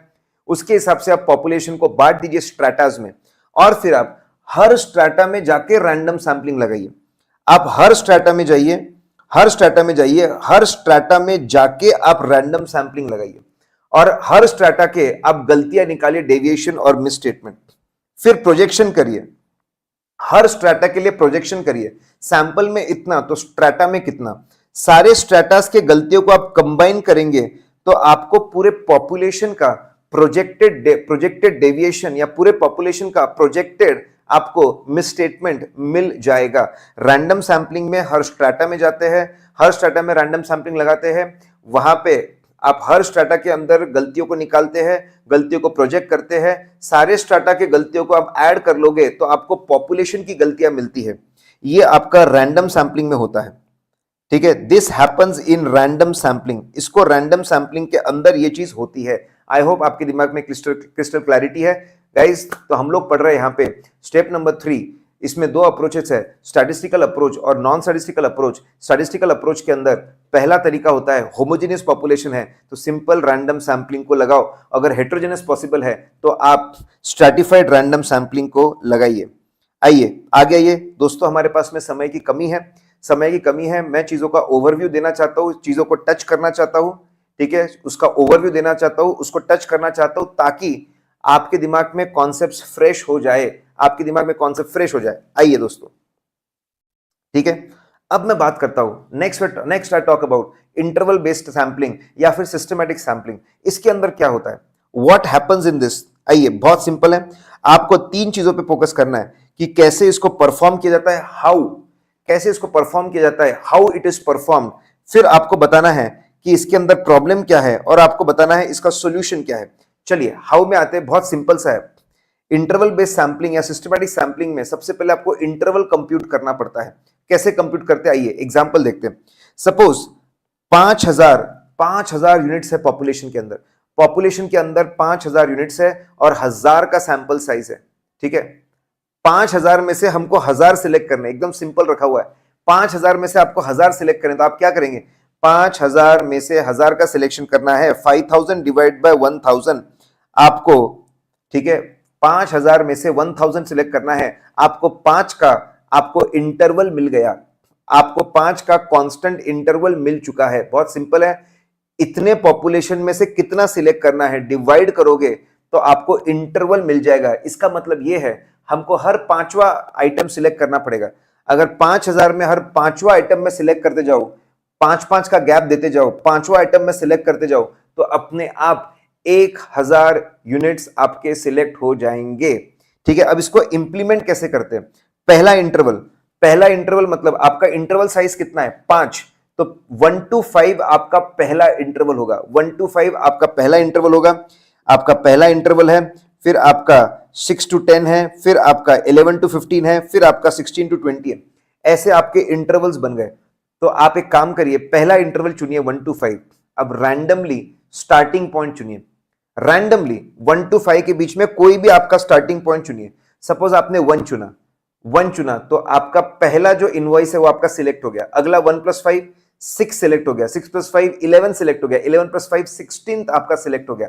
सपोज आपने पहले इंटरवल में से आपने 4 को चुना होता तो 4 + 5 9, 9 + 5 14 और 14 + 5 19। ठीक है, इस तरीके से सिलेक्शन होता। तो बहुत सिंपल है, पहले आप बताइए, हमको आराम से बैठ के देखना पड़ेगा पॉपुलेशन कितना है, हमको सिलेक्शन कितना करना है, डिवाइड करके हमको इंटरवल मिलेगा। इंटरवल मिलने के बाद में हम पहले इंटरवल पे फोकस करेंगे, रैंडमली हम लोग स्टार्टिंग पॉइंट सिलेक्ट करेंगे। एक बार स्टार्टिंग पॉइंट आपको मिल गया, ठीक है, एक बार आपको स्टार्टिंग पॉइंट मिल गया तो आप उसमें +5 करते जाइए। अगर आप उसमें +5 करते जाएंगे तो अपने आप आपको पूरा सिलेक्शन मिल जाएगा। कौन से आइटम सिलेक्ट करने हैं वो आपको मिल जाएगा, वो आपको पता चल जाएगा। ठीक है, आइए अब हम बात करते हैं प्रॉब्लम क्या है। प्रॉब्लम यह है, अगर पॉपुलेशन का पैटर्न और सिलेक्शन का पैटर्न ये एक जैसा हो गया, ये कोइंसाइड हो गया, तो बस सारे के सारे एक जैसे आइटम सिलेक्ट हो जाएंगे। एग्जाम्पल के तौर पे सपोज एक कंपनी है, वो हर महीने सिर्फ 5 रेवेन्यू ट्रांजैक्शन बुक करते हैं। उनकी 5 प्रॉपर्टी है, वो 5 प्रॉपर्टी के उनको 5 रेंट मिलते हैं। ठीक है, हर महीने 5 property A B C D E, बस रेवेन्यू बुक किया, फिर रेवेन्यू बुक किया, हर महीने 5 एंट्री पास होती है। और आपका सिलेक्शन का इंटरवल भी क्या है, 5। अगर पैटर्न ऑफ द पॉपुलेशन 5-5 में बदल रहा है और आपका सिलेक्शन भी 5-5 हो जाए तो ये आपस में कोइंसाइड हो गए। इससे क्या होगा, सपोज आपका स्टार्टिंग पॉइंट D1 है, अपने आप आपका अगला D2 आएगा, अपने आप आपका D3 आएगा। क्या हुआ, सिर्फ एक ही प्रॉपर्टी के पूरे ट्रांजैक्शन सिलेक्ट हो गए, बाकी सिलेक्शन ही नहीं हुआ। ये ड्रॉबैक है। अगर पैटर्न ऑफ द पॉपुलेशन और पैटर्न ऑफ सिलेक्शन मैच हो गया तो एक जैसे सारे के सारे सिलेक्शन हो जाएंगे। तो इसका सॉल्यूशन क्या है, व्हाट इज द सॉल्यूशन। आप कुछ सिलेक्शंस करो, फिर वापस रैंडमाइज कर दो स्टार्ट को, कुछ चीजें सिलेक्ट करो, फिर आपका स्टार्टिंग पॉइंट फिर रैंडमाइज कर दो।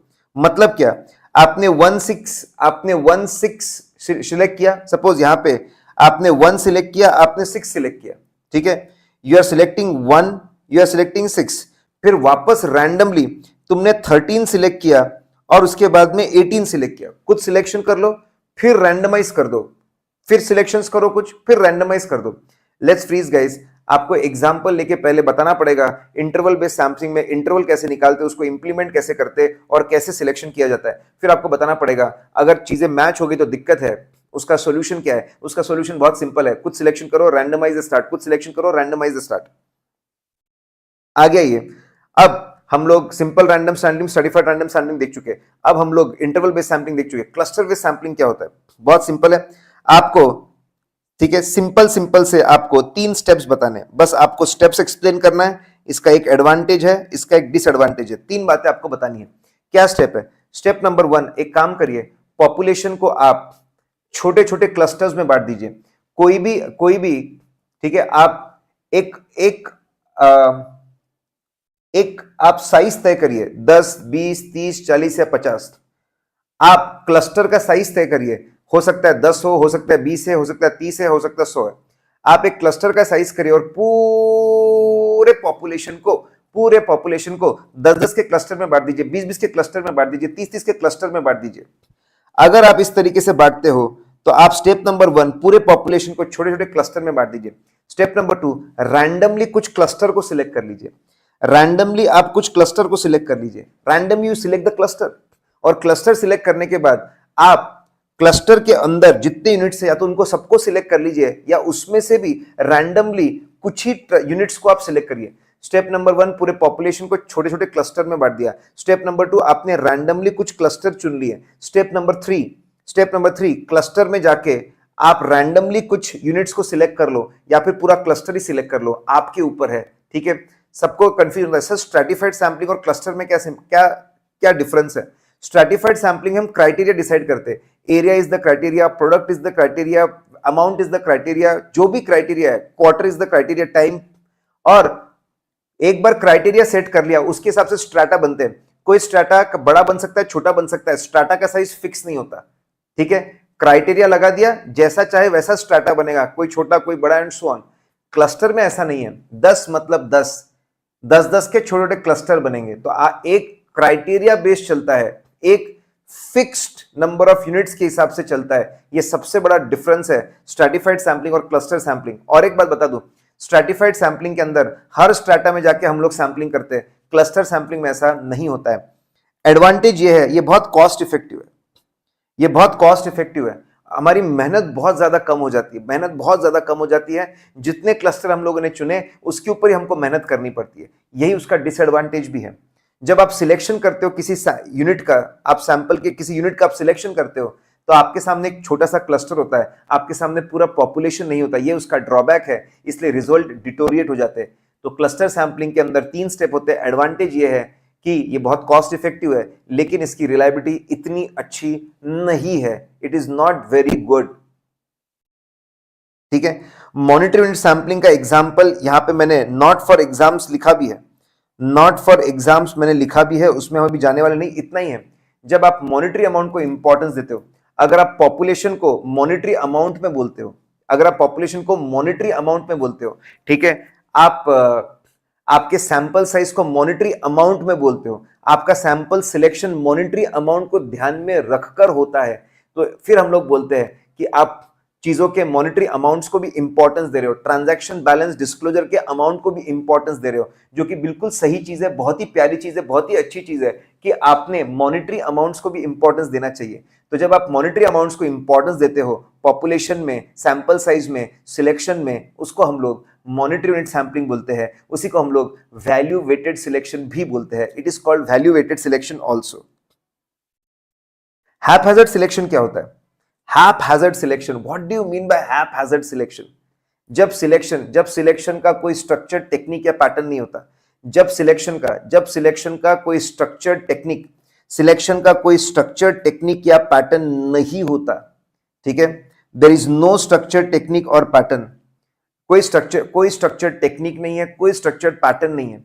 आप आपके पर्सनल जजमेंट के हिसाब से चलते हो। भाई नए एम्प्लॉय का सिलेक्शन कर लो, उसके हाथ से गलती हो सकती है। मंथ की शुरुआत के ट्रांजैक्शन सिलेक्ट कर लो, एंड के कर लो, उसमें गलती हो सकती है। आप अपने पर्सनल जजमेंट, अंदाजे, एक्सपीरियंस के हिसाब से चलते हो, तो उसको हम लोग हैपहैज़र्ड सिलेक्शन बोलते हैं। कोशिश करनी चाहिए कि हम प्रेडिक्टेबल ना बने, हम बायस ना बने, और पूरी वेराइटी हम सिलेक्ट करने की कोशिश करें, हैपहैज़र्ड सिलेक्शन। फिर इसमें दूसरा है ब्लॉक सिलेक्शन। इसका बस 2 ही बातें बताना है, मीनिंग एंड अप्रोप्रिएटनेस के यूनिट करना है। जब हम लोग एक इंडिविजुअल यूनिट को सिलेक्ट नहीं करते, जब हम लोग एक इंडिविजुअल यूनिट को सिलेक्ट नहीं करते, हम कॉन्जिक्यूटिव यूनिट्स को सिलेक्ट करते हैं, ठीक है।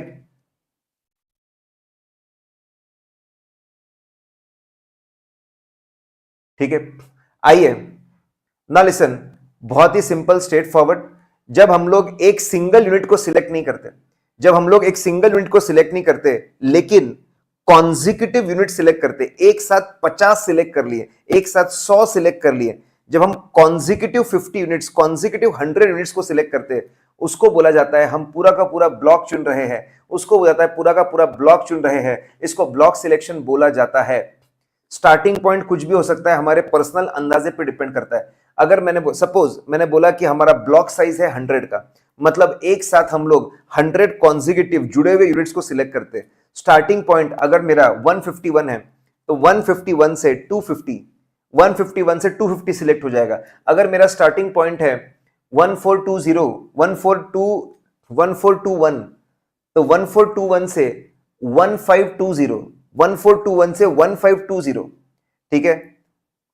अगर हम लोग कहीं से भी कोई भी हम लोग एक पॉइंट सिलेक्ट कर सकते हैं और वहां से ब्लॉक का चुन सकते हैं, ठीक है। अगर आपको यह चेक करना है कोई डबल पेमेंट्स तो नहीं है, कोई डबल पेमेंट्स तो नहीं है, डबल बुकिंग तो नहीं है, तो ब्लॉक सिलेक्शन एक बेहतरीन तरीका है। जब आप आसपास के 100 आइटम को चुन लेते हो, जुड़े हुए 100 आइटम को चुन लेते हो, कोई भी अगर वाउचर रिपीट हो रहा है, कोई भी ट्रांजैक्शन रिपीट हो रहा है, तो बहुत फास्ट पकड़ में आ जाता है। लेकिन ये कुछ ही जगह अप्रोप्रिएट है, बाकी जगह अप्रोप्रिएट नहीं है, क्योंकि एक जैसे सारे आइटम सिलेक्ट हो जाएंगे, एक जैसे अगस्त के पूरे ट्रांजैक्शन आ गए, एक जैसे दिवाली के पूरे ट्रांजैक्शन आ गए, इसलिए इसको इतना अच्छा नहीं माना जाता।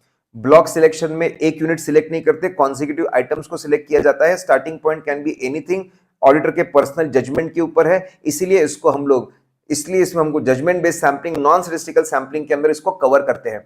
ऐसे तो बस डबल बुकिंग चेक करने के लिए अप्रोप्रिएट है, बाकी टाइम ये बिल्कुल भी अप्रोप्रिएट नहीं है, बिल्कुल भी एडवाइजेबल नहीं है।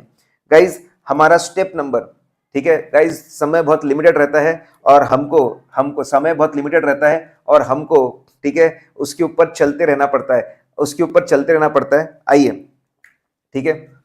तो हम लोग देख चुके अभी, now we have seen sample selection methods, samples को कैसे सिलेक्ट करते हैं वो हम देख चुके। आइए स्टेप नंबर 4 के ऊपर, स्टेप नंबर 4 में क्या होता है सर? बहुत सिंपल है, बहुत आसान है।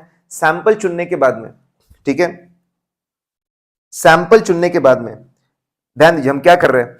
हम लोग सैंपल चुनने के बाद में उसके ऊपर ऑडिट प्रोसीजर्स हम लोग परफॉर्म करते हैं। वी परफॉर्म ऑडिट प्रोसीजर्स, हम उसके ऊपर ऑडिट प्रोसेस परफॉर्म करते हैं, हम उस पर अप्लाई करते हैं ऑडिट प्रोसीजर्स। दो चैलेंजेस आ सकते हैं, दो प्रॉब्लम्स आ सकते हैं। कैसे दो चैलेंजेस आ सकते हैं? पहला, सैंपल यूनिट हो सकता है, सैंपल के अंदर कोई सैंपल यूनिट है वो सूटेबल नहीं है, इट इज नॉट सूटेबल, वो सूटेबल नहीं है। सर कैसे वो सूटेबल नहीं है?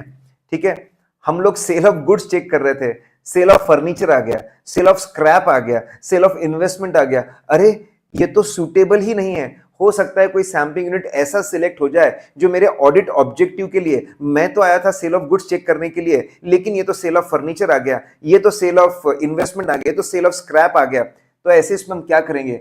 हम लोग उसको रिप्लेस कर देंगे। वेरी इंपॉर्टेंट, वो सैंपलिंग यूनिट को एक नए सैंपलिंग यूनिट से रिप्लेस कर देंगे, उसको इग्नोर नहीं करेंगे, एक चीज को दूसरे से हम लोग रिप्लेस कर देंगे। फॉर एग्जाम्पल हम पेमेंट चेक कर रहे थे, कैंसल चेक आ गया, कैंसल चेक को एक दूसरे चेक से रिप्लेस कर देंगे। तो बहुत सिंपल है, जब हम ऑडिट प्रोसेस परफॉर्म करने जाते हैं तो कभी कभी हमको ऐसा दिखता है, अरे ये आइटम तो मेरे कुछ काम का ही नहीं है, तो आप उसको रिप्लेस कर दीजिए एक नए यूनिट से। तो कहीं कहीं पे हमको रिप्लेसमेंट का फंडा लगाना पड़ता है।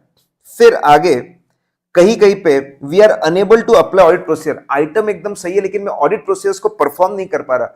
फॉर एग्जाम्पल, मॉल के अंदर जो पूरा सेल होता है वो बारकोड रीडर से होता है, ठीक है, उसको चेक करने का तरीका अलग है, लेकिन एक मैनुअल सेल सिलेक्ट हो गया।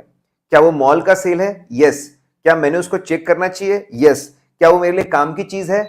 यस। लेकिन प्रॉब्लम ये है कि ये मैनुअल है, तो इसका चेक करने का तरीका बदलना पड़ेगा। कभी कभी ऐसा होता है, आइटम एकदम सुटेबल है, आइटम एकदम परफेक्ट है, लेकिन ऑडिट प्रोसेस उस पर अप्लाई नहीं कर पा रहा हूं, तो आपको ऑल्टरनेटिव ऑडिट प्रोसीजर को लगाना पड़ेगा। You will have to apply, you will have to apply alter, you will have to apply, आपको ऑल्टरनेटिव ऑडिट प्रोसीजर को लगाना पड़ेगा। फॉर एग्जाम्पल हम डेटा चेक करने चले गए, डेटा चेक करने चले गए और डेटर्स का हमने लेजर खोला, डेटर का लेजर खोला, बड़ी बड़ी एंट्री सिलेक्ट की, कुछ एंट्रीज के डॉक्यूमेंट्स मिसिंग हो गए, चूहे खा गए, हो सकता है जल गए, बर्बाद हो गए, खराब हो गए, डॉक्यूमेंट लॉस्ट हो गए, अरे यार अब क्या करूं, ठीक है, या फिर एक्सटर्नल कंफर्मेशन नहीं मिल रहा, अब क्या करूं, ऑल्टरनेटिव प्रोसीजर लगा। देख 31 मार्च के बाद डेटर की कितनी रिकवरी हो रही है, सब्सिक्वेंट रिकवरी, इसको बोलते हैं ऑल्टरनेटिव प्रोसीजर लगाना, ठीक है, ऑल्टरनेटिव प्रोसीजर लगाना पड़ेगा। अगर ऑल्टरनेटिव प्रोसीजर आपको सफिशिएंट अप्रोप्रिएट ऑडिट एविडेंस ना दे पाए, अगर आपको सफिशिएंट अप्रोप्रिएट ऑडिट नहीं दे पाए तो फिर, ठीक है, तो फिर हम बोलेंगे यार सबूत की हमको एविडेंस, ऑल्टरनेटिव प्रोसीजर हमको नहीं कर पा रहा है, हम उस सिचुएशन को मिसस्टेटमेंट, टेस्ट ऑफ डिटेल में मिसस्टेटमेंट मांगेंगे, टेस्ट ऑफ कंट्रोल में डेविएशन मानेंगे। तो गाइस स्टेप नंबर 4 में हमको ऑडिट प्रोसीजर परफॉर्म करना पड़ता है। कभी कभी आइटम सुटेबल नहीं होता, आइटम सुटेबल होता है तो ऑडिट प्रोसीजर सुटेबल नहीं होती। अगर आइटम सुटेबल नहीं है तो रिप्लेस कर दो, ऑडिट प्रोसीजर सुटेबल नहीं है तो आपको ऑल्टरनेटिव ऑडिट प्रोसीजर लगाना चाहिए। You will have to apply alternative audit procedure, ठीक है। आइए नाउ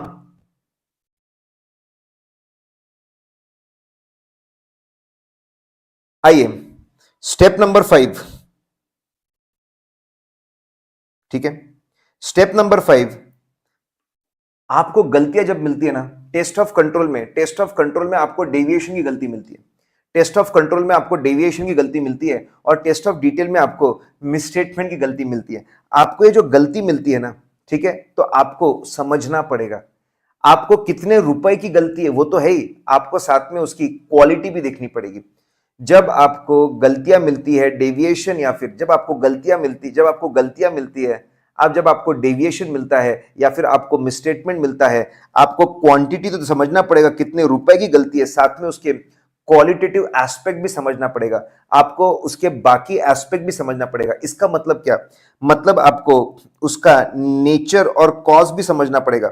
सर नेचर मतलब क्या होता है, आपको समझना पड़ेगा क्या ये गलती एनोमली है, क्या ये गलती एनोमली है। एनोमली मतलब क्या, ऐसी गलती जो बार बार रिपीट नहीं होती, बार बार नहीं, ऐसी गलती जो रिपीटेटिव नेचर का नहीं है, बार बार नहीं होता, एक बार कभी हो गया, पॉपुलेशन में बार बार ऐसा नहीं होने वाला, ऐसी गलती को हम एनोमली बोलते हैं, ठीक है। एक बार बिना परमिशन के 50,000 रुपए कैश निकाला था, एम्प्लॉय को हार्ट अटैक आया था, इसलिए ऐसा बार बार नहीं होता, साल भर में ऐसा वापस नहीं हुआ है। ऐसी गलती जो बार बार रिपीट नहीं होने वाली, रिपीटेटिव नेचर की नहीं है, पॉपुलेशन में आने नहीं वाली, पॉपुलेशन को वो रिप्रेजेंट नहीं करती है, ऐसी गलती को एनोमली बोला जाता है। उस गलती को अलग से रखा जाता है, उसको अलग करके रखा जाता है। जब हम प्रोजेक्शंस करते हैं सैंपल में इतना तो पॉपुलेशन में कितना, उसको कंसीडर नहीं किया जाता है, क्योंकि वो एक नॉर्मल गलती नहीं है, एक एबनॉर्मल गलती है, एनोमली है। उसको बोलते हैं नेचर को समझना। आपको यह भी समझना पड़ेगा गलती के अंदर कोई कॉमन फीचर है क्या, गलती के अंदर कोई कॉमन फीचर है क्या, कॉमन फीचर, ठीक है।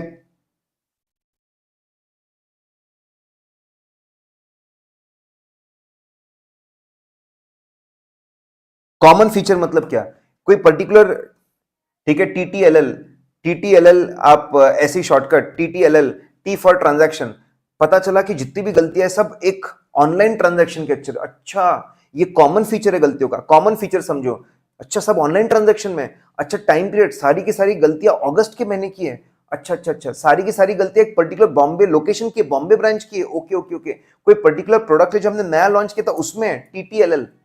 अगर आपको ऐसा पता चलता है कि गलतियों के अंदर कोई कॉमन पैटर्न है, कोई कॉमन फीचर है, तो वो फीचर के सभी चीजों को चेक कर लो। ऑनलाइन में है सभी ऑनलाइन चेक कर लो, मुंबई ब्रांच में मुंबई ब्रांच पूरा चेक कर लो, नया प्रोडक्ट है नया प्रोडक्ट पूरा चेक कर लो, अगस्त का महीना है वो पूरा चेक कर लो। अगर कोई कॉमन फीचर मिलता है तो ये एक सिंपल कोइंसिडेंस नहीं हो सकता, बहुत बड़ी साजिश हो सकती है, पूरा चेक कर डालो। आपको नेचर, जब हम बोलते हैं क्वालिटी ऑफ मिसस्टेटमेंट समझना पड़ेगा, मतलब आप लोगों को उसका नेचर समझना पड़ेगा कि भाई एनोमली है क्या, भाई कॉमन फीचर है क्या, आपको कॉज समझना पड़ेगा, इंटेंशनल है कि अनइंटेंशनल है। फाइनली आपको उसको स्टडी करना पड़ेगा, उसका इफेक्ट लेना पड़ेगा कि भाई इस एरिया आपको इफेक्ट लेना पड़ेगा। क्या समझ में आ रहा है? हो सकता है आपको ये समझ में आए कंपनी के कुछ लोग बहुत ही बेअक्ल है, बराबर काम नहीं करते, आपको ये समझ में आया सिस्टम कहीं कहीं पे वीक है, आपको ओवरऑल अंडरस्टैंडिंग मिल सकती है। Let's freeze guys, step number, let's freeze, step number 5 है, स्टेप नंबर 5 है, ठीक है। स्टेप नंबर 5 में हम लोग क्या करते हैं, हमको जब गलती मिलती है, हमको जब गलती मिलती है, हम बोलते हैं क्वांटिटी समझो, क्वांटिटी के साथ में आपके गलती की क्वालिटी भी समझनी चाहिए। क्वांटिटी ऑफ मिसस्टेटमेंट तो समझना ही चाहिए, साथ में क्वालिटेटिव एस्पेक्ट भी आपने समझने चाहिए। क्वालिटेटिव एस्पेक्ट मतलब क्या, आपको नेचर समझना चाहिए। नेचर, कोई एनोमली है क्या, क्या कोई एनोमली है, कोई एबनॉर्मल गलती है क्या, वो आपको समझना पड़ेगा। कोई कॉमन फीचर है क्या, वो आपको समझना पड़ेगा। कॉज समझना पड़ेगा, इंटेंशनली क्या अनइंटेंशनल, और इसका इफेक्ट। तो बस आपको 4 बार समझानी है। क्वांटिटी के साथ में क्वालिटी समझनी पड़ेगी। क्वालिटी मतलब दो चीजें, नेचर और कॉज। नेचर में आपको समझना पड़ेगा एनोमली है क्या, कोई कॉमन फीचर है क्या। कॉज में आपको समझना पड़ेगा इज इट इंटेंशनल और अनइंटेंशनल। आपको इफेक्ट भी समझना पड़ेगा। You have to understand the effect also. इस एरिया में क्या इफेक्ट है, बाकी एरियाज में क्या इफेक्ट है। आइए नेक्स्ट है स्टेप नंबर 6, प्रोजेक्शन। प्रोजेक्शन, अब आपको स्टेप नंबर 6 में प्रोजेक्शन करना पड़ता है कि सैंपल में इतना तो पॉपुलेशन में कितना। प्रोजेक्शन आपको दोनों इसमें करना पड़ेगा। अगर आप टेस्ट ऑफ कंट्रोल में सैंपलिंग लगा रहे हैं तो वहां पर भी आपको प्रोजेक्शन लगाना पड़ेगा। अगर आप टेस्ट ऑफ डिटेल्स में सैंपलिंग लगा रहे हैं तो वहां पर भी आपको प्रोजेक्शन लगाना पड़ेगा। Now let's understand. तो आपको बताना है कि आपको प्रोजेक्शन के बारे में डिस्कशन करना पड़ेगा in test of control also and in test of details also. आइए सबसे पहला test of control. Test of control की जो गलती होती है ना, वो परसेंटेज में होती है। वो परसेंटेज में होती है कि भाई 5% रेट ऑफ डेविएशन मिला, 10% रेट ऑफ डेविएशन मिला, वो परसेंटेज में होती है। टेस्ट ऑफ कंट्रोल की जो गलती होती है, टेस्ट ऑफ कंट्रोल की जो गलती होती है वो रेट में होती है, वो रेट में होती है, वो परसेंटेज में होती है, वो नंबर ऑफ टाइम्स में होती है। सपोज आपको जो रेट मिला 5%, 10%, सैंपल का जो रेट ऑफ डेविएशन है, स्टैंडर्ड बोलता है जनरली स्पीकिंग सैंपल का जो रेट ऑफ डेविएशन है, सपोज आपको मिला सैंपल में 10% is the rate of deviation, मतलब 100 में से 10 इसमें गलती है, आप मान के चलिए same is the rate of deviation for population. आपको सैंपल में जो रेट ऑफ डेविएशन मिलेगा आप उसी को मान सकते हैं पॉपुलेशन का रेट ऑफ डेविएशन। तो टेस्ट ऑफ कंट्रोल में आपको कोई एक्सप्लिसिट कैलकुलेशंस नहीं करने पड़ते। सैंपल में आपको जो रेट ऑफ डेविएशन मिलता है जनरली वही एज इट इज आपका पॉपुलेशन का रेट ऑफ डेविएशन बन जाता है। सेम एज इट इज आपका पॉपुलेशन का, ठीक है, projected rate of deviation for population आपका बन जाता है। लेकिन टेस्ट ऑफ डिटेल्स में ऐसा नहीं होता। टेस्ट ऑफ डिटेल्स में ऐसा नहीं होता दोस्तों। टेस्ट ऑफ डिटेल्स की जो गलती होती है वो रुपीज में होती है। टेस्ट ऑफ डिटेल्स की जो गलती होती है, टेस्ट ऑफ डिटेल्स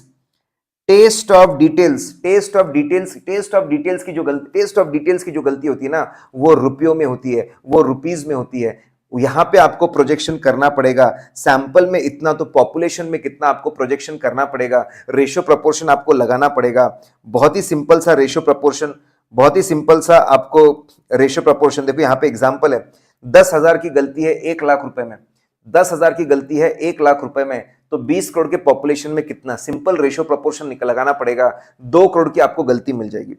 तो यहाँ पे तो आपको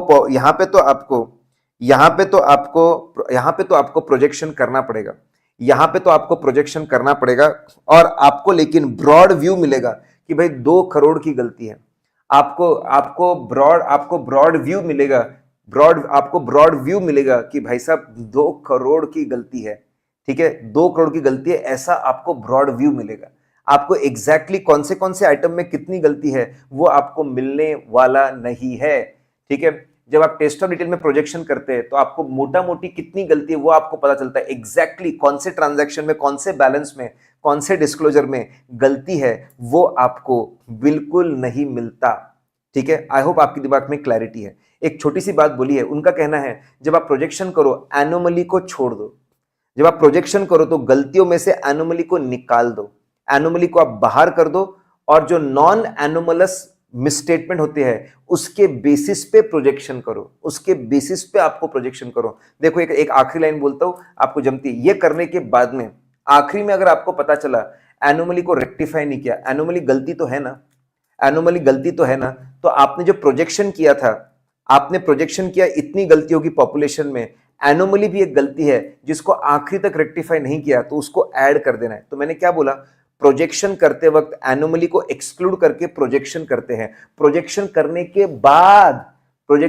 के बाद में आपके जो प्रोजेक्टेड मिसस्टेटमेंट मिले, अगर गलती को रेक्टिफाई नहीं किया तो वो गलती तो है ना, आपको गलती को ऐड करना पड़ेगा। You have to add that, ठीक है। आइए, अब ये हमारा फाइनल स्टेप है, स्टेप नंबर 7। ये हमारा फाइनल स्टेप है, स्टेप नंबर 7, ठीक है। ध्यान दीजिए।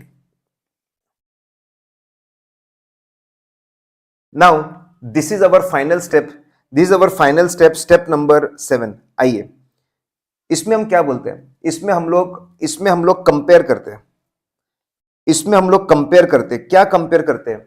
हमारे जो प्रोजेक्शंस है, हमारा प्रोजेक्टेड रेट ऑफ डेविएशन है या फिर प्रोजेक्टेड लेवल ऑफ मिसस्टेटमेंट है, हमारा जो प्रोजेक्टेड रेट ऑफ डेविएशन है या फिर प्रोजेक्टेड लेवल ऑफ मिसस्टेटमेंट है, इसको हम लोग कंपेयर करते हैं। जो हमारे प्रोजेक्शंस है ना, जो प्रोजेक्शंस है, वो प्रोजेक्शंस को हम लोग कंपेयर करते हैं। हम प्रोजेक्शन को किससे कंपेयर करते हैं?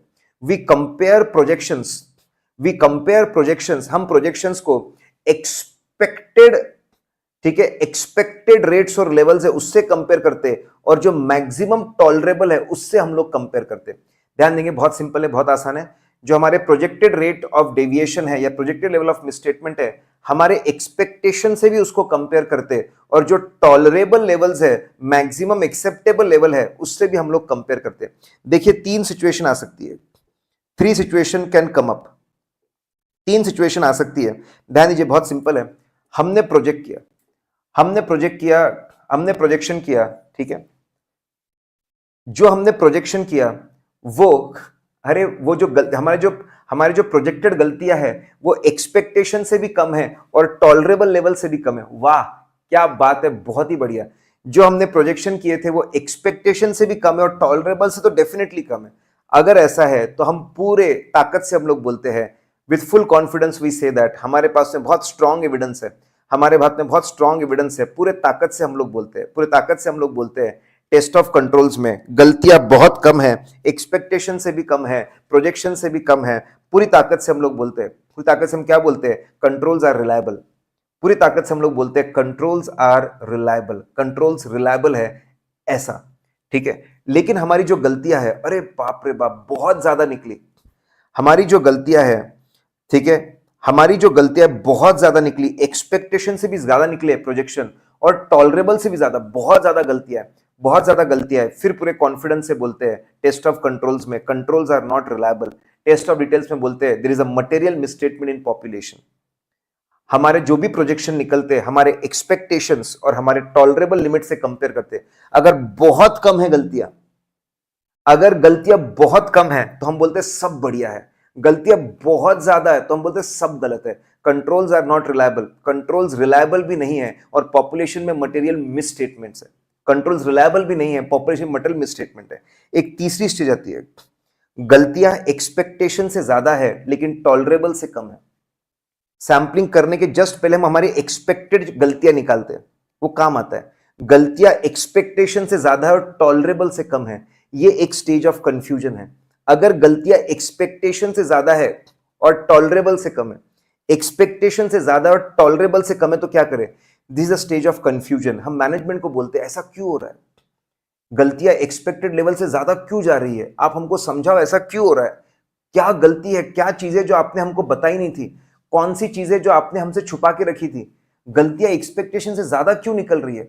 मैनेजमेंट को लेकर बैठते, मैनेजमेंट को बोलते इसको समझाओ हमको, ये स्टेज ऑफ कंफ्यूजन है, हम लोग कुछ कंक्लूड नहीं कर पा रहे। रीसैंपलिंग करेंगे, बड़ा सैंपल साइज लेकर आएंगे, ज्यादा ऑडिट प्रोसीजर्स लगाएंगे और इन डेप्थ चेकिंग करेंगे, वापस कंक्लूजन ड्रॉ करने की कोशिश करेंगे। सिचुएशन 1 और 2 में क्लैरिटी थी लेकिन सिचुएशन 3 में कंफ्यूजन है, कोशिश करेंगे। और अगर हम लोग कंक्लूजन तक नहीं पहुंच पा रहे तो हम लोग कंजर्वेटिव चलेंगे, हम मान लेंगे कंट्रोल्स आर नॉट रिलायबल, हम मान लेंगे, ठीक है, कि आपके पॉपुलेशन में मटेरियल मिसस्टेटमेंट है। तो जो सिचुएशन 3 है, दोनों के बीच में गलतियां एक्सपेक्टेशन से ज्यादा है और टॉलरेबल लिमिट से कम है, ये स्टेज ऑफ कंफ्यूजन है। ये आप समझ लीजिए, स्टेज ऑफ कंफ्यूजन को सॉल्व करने की पूरी कोशिश करेंगे, बड़े बड़े सैंपल साइज लेंगे, पूरी पूरी हम लोग कोशिश करने वाले, लेकिन सॉल्व नहीं हुआ तो हम कंजर्वेटिव चलेंगे, ठीक है, कंट्रोल्स रिलायबल नहीं ऐसा मानकर चलेंगे, या फिर टेस्ट ऑफ डिटेल्स में मटेरियल मिसस्टेटमेंट है ऐसा हम लोग मानकर चलेंगे। गाइज मैं सच बता रहा हूं, ये बहुत ज्यादा आपका, ठीक है, this is very very technical, ये बहुत ज्यादा टेक्निकल चीज है, ये बहुत ज्यादा टेक्निकल चीज है। आपको एमसीक्यू के अंदर, आपको करेक्ट इनकरेक्ट के अंदर ये हेल्प कर सकता है।